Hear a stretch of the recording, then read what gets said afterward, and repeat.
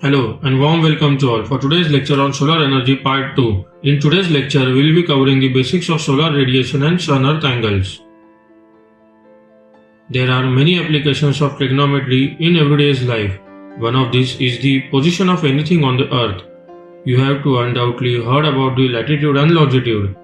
These are the coordinates defined on the earth's surface that provide us the position of a point, much like defining the position of a point on a Cartesian coordinate system. Let's first look at the longitude. This angle is frequently represented with the Greek letter phi. Imagine circle around the earth that pass through both poles. These are called great circle as they are the largest circle that can be drawn on the earth's surface and divide the earth into two hemispheres, assuming that the earth is a perfect sphere.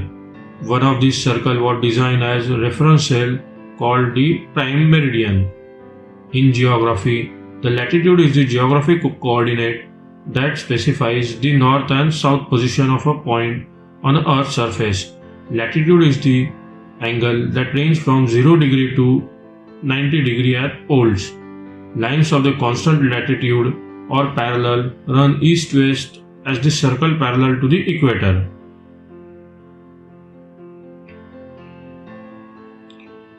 The earth rotates with roughly at a constant speed so that every hour direct beam will travel across a certain standard meridian. The implications are that the unit of 1 hour is equivalent to the rotation of the 15 degree. When earth rotates at such speed, sun shift plus 1 degree of longitude from east to west. It takes 4 minutes of time. The axis of rotation of the earth is tilted at an angle of 23.5 degree away from the vertical, perpendicular to the plane of our planet's orbit around the sun. The tilt of earth axis is important in that it governs the warning strength of the sun energy. The tilt of the surface of the earth causes light to be spread across the greater area of land called cosine projection effect. When you tilt the surface away from the beam of light, you spread the same density of the light across the larger area. Recall that the irradiance is measured with the unit watt per meter square, so larger the denominator means the smaller the value of irradiance.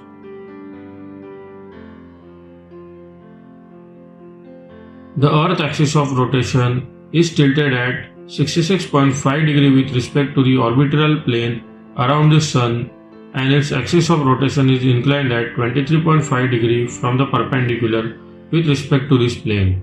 The tilt of the earth affects the angle between the sun beam and the normal over a surface.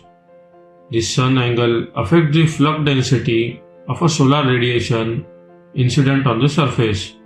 The declination angle corresponds with the angle between the sun rays at solar noon and the equator as shown in the figure. The earth declination angle has the limit that correspond with the season. The summer solstice, also known as midsummer, occurs when the earth pole has maximum tilt toward the sun. It happens twice in the year, one in each hemisphere. It will occur on 21 June. The winter solstice, also called as midwinter, occurs when one of the earth pole has maximum tilt away from the sun. It happens twice in the year, one in each hemisphere, and it will occur on 22nd December. Hour angle is denoted by omega. The hour angle is the point in the angle between the two planes, one containing the earth axis and the zenith, and the other containing the earth axis and the given point. Since the earth rotates at 15 degree per hour, each hour away from the solar noon corresponds to an angular motion of the sun in the sky of 15 degree. In the morning, the hour angle is taken as negative, and in the afternoon, the hour angle is positive. Effect of sun angle on climate. The amount of heat energy received at any location on the globe is directly affected of the sun angle and climate, as the angle at which the sunlight strikes the earth's surface varies from location to location, the time of day, and the season due to the Earth orbit around the Sun and the Earth rotation around its tilted axis.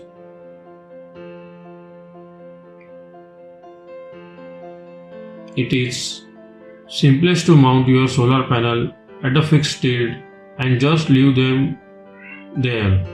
But because of the sun is higher in the summer and the lower in the winter, you can capture more energy during the whole year by adjusting the tilt of panel according to the season. The optimum tilt angle calculated by adding 15 degree to your latitude during the winter and subtracting 15 degree from your latitude during the summer. For instance, if the latitude is 34 degree, the optimum tilt angle for the solar panel during the winter will be 34 plus 15, that is 49 degree. Zenith angle. Zenith angle is the angle between the sun and the vertical. Zenith angle is similar to the elevation angle, but it is measured from the vertical rather than the horizontal, thus making the zenith angle is equal to 90 degree minus elevation. The solar elevation angle is the altitude of the sun, the angle between the horizon and the center of the sun disk. Since these two angles are complementary, the cosine of either one of them equals to the sine of the other. They can both calculated with the same formula using the result from the spherical trigonometry. At solar noon, the zenith angle is at a minimum and is equal to the latitude minus solar declination angle. This is the basis by which ancient marine navigated the ocean. As we all know that sun is the primary source of energy for the earth. The sun radiates its energy in all directions into the space in terms of short wavelength, which is known as the solar radiation. The earth's surface receives only part of the radiated energy. The amount of insolation received by the earth surface is far less than the radiated amount given out by sun. Moreover, the water vapor, dust particle, ozone and other gases present in the atmosphere absorb the small amount of solar radiation. The solar radiation received at the top atmosphere varies slightly in a year due to the variation in the distance between the earth and the sun. The amount of insolation received on the earth's surface is not uniform everywhere. It varies according to the place, time.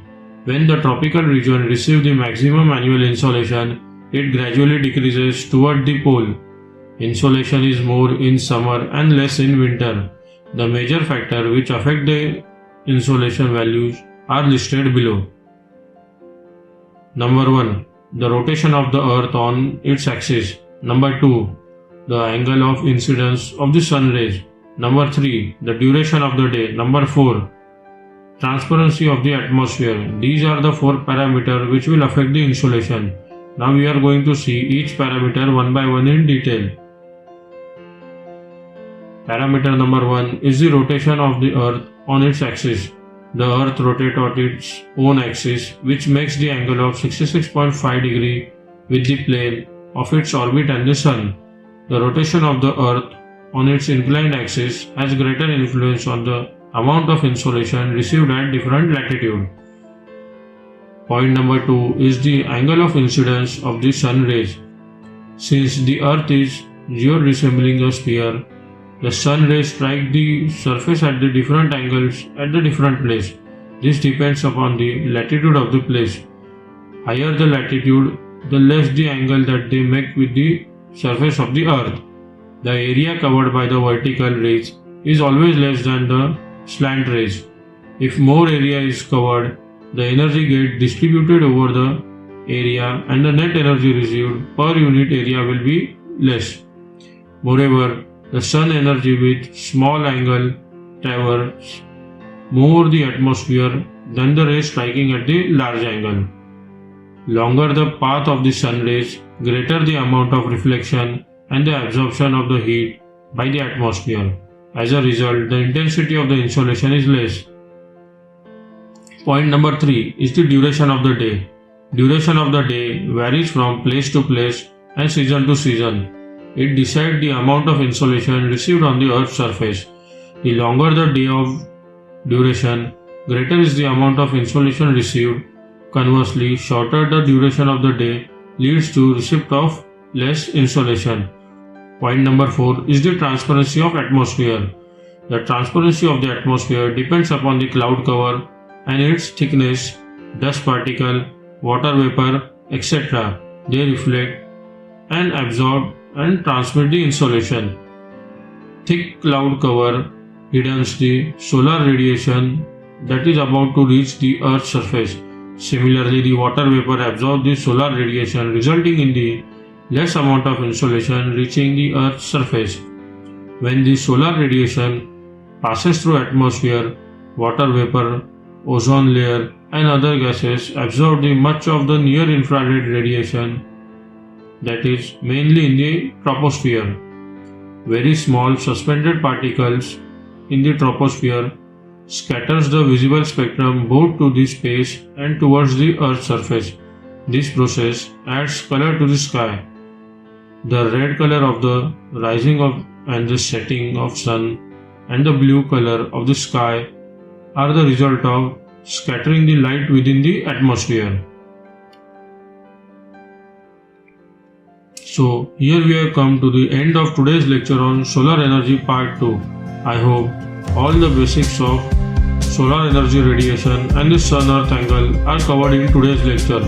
If there is any doubt about today's lecture, kindly drop a comment in the comment box and subscribe to the channel and hit the bell icon to receive the more updates. Wish you happy learning. Stay home, stay safe.